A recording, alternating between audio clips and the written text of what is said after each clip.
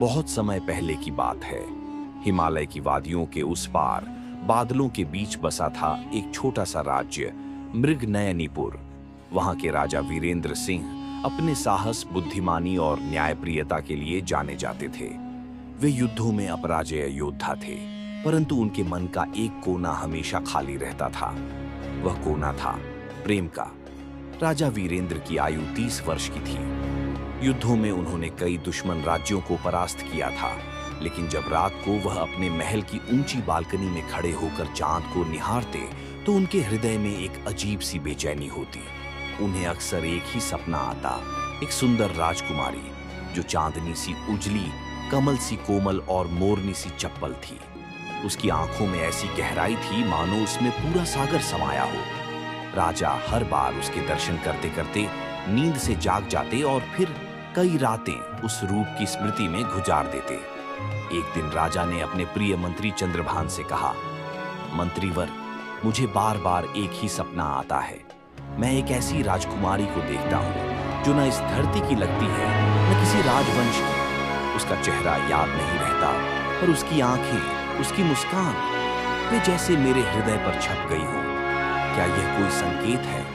चंद्रभान मुस्कुराए, महाराज, स्वप्न वही दिखते हैं जो आत्मा चाहती है। शायद यह स्वप्न किसी नियति का संदेश है। राजा ने ठान लिया कि जब तक वह उस राजकुमारी को ढूंढ न लें, चैन से नहीं बैठेंगे। उन्होंने अपने सैनिकों और दूतों को चारों दिशाओं में भेजा, उत्तर के बर्फीले राज्य, दक्षिण के सागर पार, पश्चिम के रेगिस्तान और पूर्व के घने जंगलों तक। महीनों बीत गए, पर वह रूप किसी ने नहीं देखा। एक रात जब राजा उदास मन से अपने शयन कक्ष में बैठे थे, अचानक खिड़की से एक हल्की सी हवा का झोंका आया। हवा में चंपा की भीनी भीनी खुशबू थी। राजा ने बाहर देखा। सामने दूर पर्वत पर एक चमकता हुआ प्रकाश था। वह स्थिर नहीं था, जैसे कोई दीपक हवा में तैर रहा हो। उसी प्रकाश के भीतर राजा ने एक झलक देखी, वही आंखें, वही मुस्कान। अगली सुबह राजा ने उसी दिशा में यात्रा आरंभ की। उनके साथ कुछ सैनिक और चंद्रभान मंत्री थे।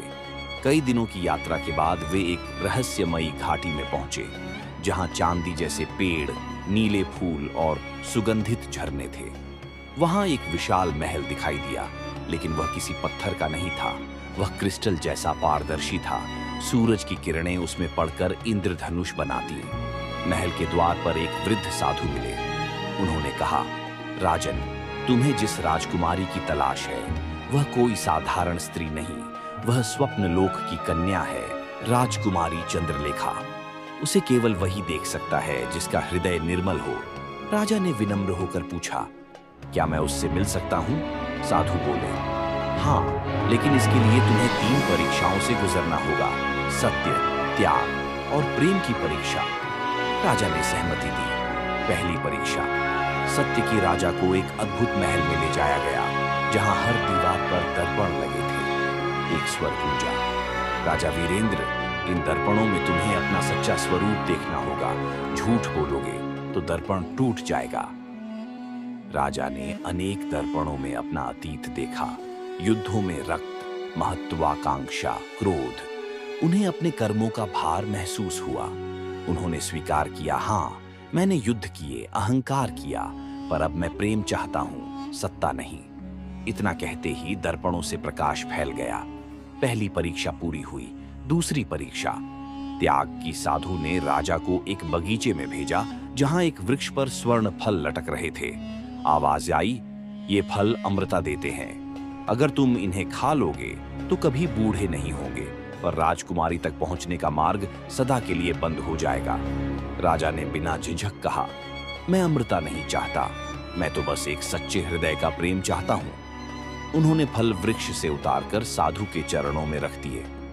हवा में मधुर संगीत गूंज उठा। दूसरी परीक्षा भी पूर्ण हुई। तीसरी परीक्षा, प्रेम की राजा को एक झील के किनारे ले जाया गया।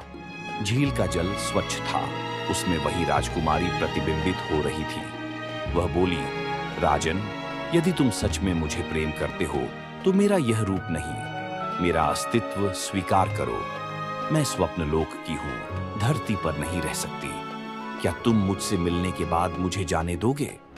राजा की आंखों में आंसू थे। प्रेम बंधन नहीं, स्वतंत्रता है। यदि तुम स्वप्न लोक में ही प्रसन्न हो तो मैं वहीं से तुम्हारी स्मृति में जी लूंगा।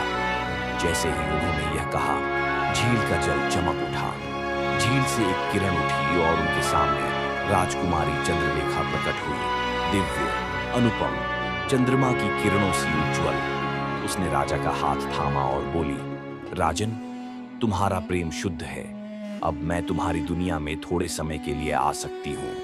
कुछ समय तक राजा और चंद्रलेखा ने मृगनयनीपुर में साथ जीवन बिताया। राज्य में सुख शांति फैल गई। लोग कहते, जब भी वे दोनों साथ बगीचे में चलते, फूल अपने आप खिल जाते। परंतु नियति के नियम स्थायी नहीं होते।